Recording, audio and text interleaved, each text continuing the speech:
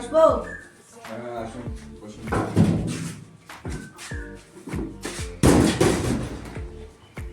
ধন্যবাদ স্যার। বসে থাকার থেকে দাঁড়িয়ে থাকাই ভালো, তাহলে রক্ত চলাচল ভালো হয়। আচ্ছা ঠিক আছে, আপনার নাম কি? জি স্যার, বাড়িতে সকালে পন্তা ভাত খেয়ে এসেছি।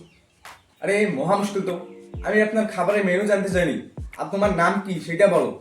ও নাম, নাম তো এখনো রাখিনি স্যার, সবাই আমাকে বল্টু বলে ডাকে।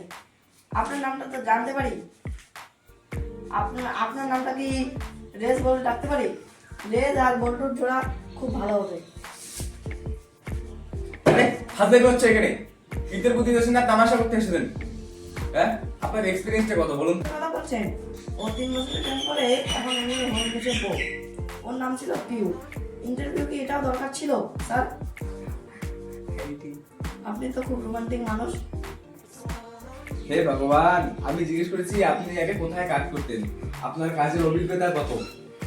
ও আগে আমি শ্মশানে কাজ করতাম, কিন্তু ওখান থেকে আমাকে বের করে দিয়েছে। আসলে স্যার, মানে যেখানে আমি কাজ করতাম ওখানে কোনো কাস্টমারের কমপ্লেন ছিল না। মালিক বলল আমি নাকি খুব হাসি খুশি থাকা কি খুব অপরাধ? আপনি এখনই আমার রুম থেকে বেরিয়ে চলে যান, আপনার চাকরি হবে না। যাও। ও স্যার, চাকরি হয়ে গেছে স্যার। নিন মিষ্টি মুখ করুন।